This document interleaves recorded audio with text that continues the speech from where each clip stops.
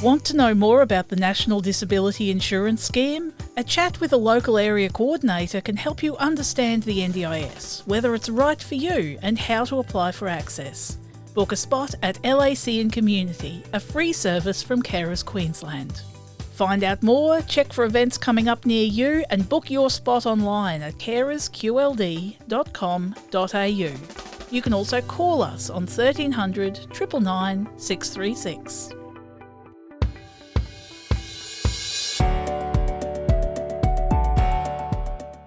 Choice and Control, a podcast celebrating people with disability. Brought to you by Carers Queensland, NDIS local area coordination partner in the community. Today we're talking to some young men with autism who are making a name for themselves in digital spaces. Soon we'll chat with Gold Coast YouTuber Joe Smith, who's rubbing shoulders with celebrities, athletes and people from all walks of life through his own online chat show. But first, we're catching up with Bradley Hennessey, the creator of Aspergers-themed computer game An Aspie Life. Brad's studying game design and interactive environments at QUT. He started his own company, EnderLost Studios, and he's working on a prequel to An Aspie Life, based on his experiences when he was younger. He started developing games in high school as a creative way around the rules. At the time, there was this rule in the school where basically you're not allowed to play any games on the computer systems, of course, but you're allowed to make your own games. So that leads into me going up to the computer lab every lunch. It's like, oh, I can make my own game? Well, I'll make my own game then. Hey, that's the way I'll get around these rules. Over time, I got more addicted to developing, enjoying it so much, and then it's just gone to where it is now. I like to focus more on the narrative side, the stories, and exploring different parts of the human condition, so obviously autism. Because I think that's something that a lot of developers don't tap into. Obviously, you've got your shooters and you've got your adventure games and stuff, which obviously choose more than famous one, but you got those ones which are more fun, I put in air quotes, but I like to explore autism, explore disabilities, mental stuff, like just things that people don't usually see in games. So I think that's what I focus on that helps me be a little bit different inside that space. Pretty much An Aspie Life it's a game about autism. It puts you in the shoes of an autistic character who's roughly like 20, so roughly it was my age, because I was basically basing off myself at the time. And basically it uses all the mechanics of game design and game development to basically try and recreate autism in a way that players can engage with it. So by that I mean use all the visual metaphors, such as all the characters in the game are just black outlines. So in that sense, the character has autism and can't tell body language, and therefore the players that are playing can't tell the body language of the characters of the game. And there's a lot of things like that throughout the experience, which helps to basically simulate it in a way. So how has developing the game helped you in your life as a person with autism? At the time, I didn't really know much about myself, put simply. Like, I knew I had autism, but, you know, it's that sort of thing when you're still young, it's sort of like, oh, I've got autism. What does that mean? So I think by developing that game, because I had to base it off autism, right? So I had to look at myself and my traits and then base it off that, which meant I had to do basically a constant reflection for a year and a half on who I was. So it helps me get a better understanding of what impacts me, what things, cause me stress, what things do I have improvements over, what things I've got, benefits from. So I think by developing that, it gave me a better understanding of who I was going forward into my adult life. That's excellent. And so now I understand you also within that started your own company, the indie game studio, EnderLost Studios. How is that going? It's been going pretty well. I think it was 2017 as well. Well, we're going through that development cycle. For the past few years, it's been slightly on the back burner while I focus on uni, because uni studies full time. It's just so much work. So it's been there, but it's also just been sort of working in the background. Because I'm still developing a game and other games at the same time while doing uni, but it's been going rather well in terms of just general exposure and also learning curve, because it is technically a company, so you've got to manage all the taxes and all that stuff. So there's a whole learning curve to that side of stuff, which is all business based. So your next project, An Aspie Life Begins, is a prequel to the game that started it all. What is this project up to? After I finished the first game, I wanted to develop a prequel. Original was going to be just some downloadable content, some DLC, a bit of fun on the side, but then it's expanded. It's gone places. It's grown. grown a little too much, put it that way. So this project's mainly been an experience of learning to manage scope. So scope's a game design term, but basically it's how much is involved in a project, how long is it going to take. The original game was just one street, and you walk through different, like, I think there's like 8 shops inside that street, right? This one, it's got a whole island. It's abandoned mining town. There's still a few people living there. There's a far larger story. There's a lot more involved mechanics. It's got a whole system where you fight monsters, which are incarnations of the player's emotions. So there's so much more being developed at the same time. So it's been an experience of how am I going to get this done in a way? And I've sort of come to realization it'll be done when it's done. Because no point rushing it. Because at some point I wasn't even about cancelling it because it just was getting so big. And it's like, do I have time for this? But there was a point where I put so much work in it already because I pretty much developed after I finished the first game. I think it was like March 2018 I started. So it's been still a few years now. So I couldn't bring myself to cancel it because all the major components it does is that there's so much story and levels to develop. It's like, okay, we'll play it slow. And when it's finished, it'll be done. And then I can get to releasing it at some point. But in terms of the game itself, so it's a prequel. It's based on the same characters in the first game. It's set roughly somewhere around late 70s, so during their childhood. And basically, the way it focuses on autism and mental disorders in this game is basically it's the main character, so Thales is his name, is learning about his strengths. He's learning, and his parents are learning that he's got autism. So that's the main focus in this one. But then we break it up into different categories because this game you can swap between 3 different characters. So Thales is obviously the autistic character. You got Elijah, who's basically just a neurotypical, normal person, and then you got Hotaro, who's Japanese, and she's got a language barrier. And the way this is focused in the narrative is basically you can tell by switching between the characters, you can see how each of them see the world through their own respective lens. So Thales, as in the first game, obviously autistic traits, he's got the black outlines, he's got sensitivity issues, etc., etc. And then for Elijah, obviously she's far normal. So while she doesn't have some of the strengths Thales has, obviously she can tell body language better, communicate better. And then for Hotaro, obviously having that language barrier, it's sort of a contrast between autism and the language barrier in the way that communication as humans changes how we interact with people and how we see the world based on how we perceive childhood in a way. So that's how it all plays. And there's a whole narrative based around that, which I won't go into much detail because I'll probably be here for like 6 hours. And now going back, you touched about, you're at university at the moment. So how's it going for you? And where do you see yourself after completing your degree? So far, university's going pretty well. I've just completed my 3rd year. So I'm in a 4th year now. I've been doing 3 subjects a semester because 4, it's doable. It's just too much stress I found. So I was like, 3's where it is at. I complete my final capstone, but now I've got just a minor complete, which is basically just a marketing minor. It's an important thing to learn, especially in games, because when you're developing things as a solo dev, you need to know how to market yourself and what you've developed, right? Should be good. Should be finished in this year, so all hopes on to get through. But after completing the degree, I mean, it's a little up in the air because obviously the current times live in and things keep changing because it's a fun time. But the current plans, I want to move to Melbourne for about 6 months just to gauge the community down there. Because in Australia, our dev community is quite small compared to other countries. And pretty much it lasts like 10 years. Everyone's just mitigated to Melbourne. It's all down in Melbourne. It's like, oh, I want a job. Melbourne. Can I get a job anywhere else? Melbourne. So go down there, just interact with the community down there, build some connections and things, and that. Also take a break in a way. Not really a gap year, but different location, different sites sort of thing. Try and refuel after obviously complete 4 years of study. That'll be my main focus then. And then I don't really know after that. It'll basically depend on what happens down there. If I get a full-time job down there, I'll probably stay. If not, then I'll probably move back to Brisbane. It's up in the air, it's life. You've got so many pathways you can take.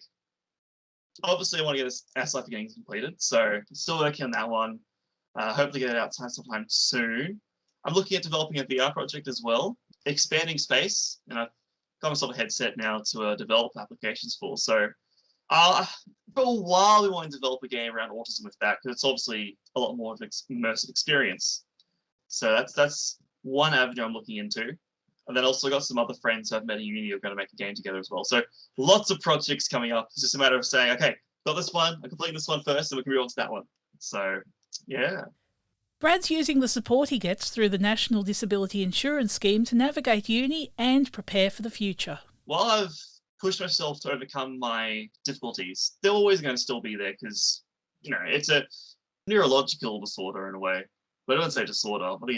This thing of autism, you say disorder or something, it's like such a complex thing. It's like I'm still heavily impacted by noise sensitivity.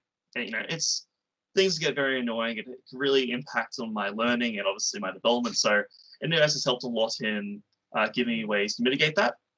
But I also think it's just having that sort of support structure, especially where I'm at now. It's like, 2021, getting my first car, looking to move out, obviously move to Melbourne stuff. I think having that support structure I can fall back on if things do get tough or things, start to fall apart, which it's life. Things happen. So I think that's just nice having it there as a way to just mitigate worry and stress. Work isn't just money in the bank. It's learning new skills, facing challenges and making a difference to the world around you. If someone in your life is leaving school soon, find out what support's available and explore options for the future in Carers Queensland's free workshop, Let's Talk About Work. Find out more, check for events coming up near you and book your spot online at carersqld.com.au. You can also call us on 1300 999 636. If you're looking for the next big chat show host, keep an eye out for Joe Smith. The 23-year-old from the Gold Coast is behind the YouTube interview channel Top Guest Studio with Joe. Fiona Stutz caught up with Joe and his mum Lisa to find out more. I practically started to show people with disability practically you can do anything you set your mind to. The show is about just being positive as possible and just being yourself. I do choose to get through I feel I have a common interest with, like people who are in entertainment or in the triathlon or in the sporting world. So I've interviewed the likes of Ben Hannett, NRL and State of Origin, and now Hit 90.9 co-host. If I had the time, I'd absolutely love to interview Hugh Jackman because I met him in 2019 at his show, The Man, the Myth, the Legend tour. So, it'd be great to interview Hugh Jackman. Now, I understand, Joe, you hope your YouTube channel can land you a job in radio or TV. What has this experience taught you and what would be your dream job? Practically my dream job would to be a voiceover person or to be a character at Movie World.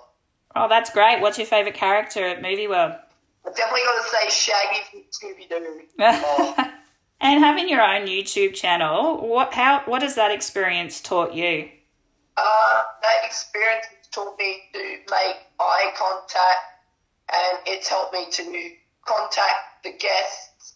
Previously, who have worked with support workers to write your scripts, contact guests, operate audio equipment, things like that. I understand even your parents are helping you a little bit about that. So that now, how's that going and how is this valuable with this assistance? Well, the NDIS funding has helped a lot for my channel. And as I say, there's a quote I like to say on my channel, there's barriers but no limits. We're boasting about 150 subscribers. Oh, that's great. How do people find out about it? Well, you can just go to YouTube and search up Top Guest Studio with Joe. And so, Lisa, just to you, what do you think about Joe's creative outlet? It's been amazing for Joe to have the outlet socially and really for learning different skills associated with all the audio and technical side. He's really learnt to have a conversation with people. He's really learnt to ask people questions. Just have a real conversation about somebody else's life rather than his own. So that's been really good. And Lisa, how is the NDIS supporting Joe to achieve his goals? Initially, the NDIS funding helped us secure Natalie, the show's initial producer, as a support worker and mentor for Joe.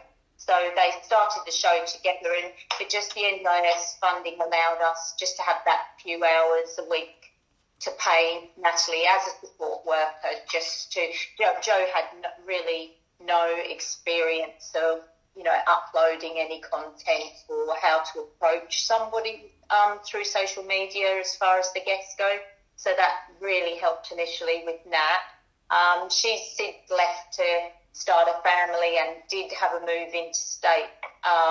So it is myself and my husband doing a lot of the work with Joe, but due to COVID, things have slowed down, but we're just hoping this year now restrictions have lifted just to secure another support worker to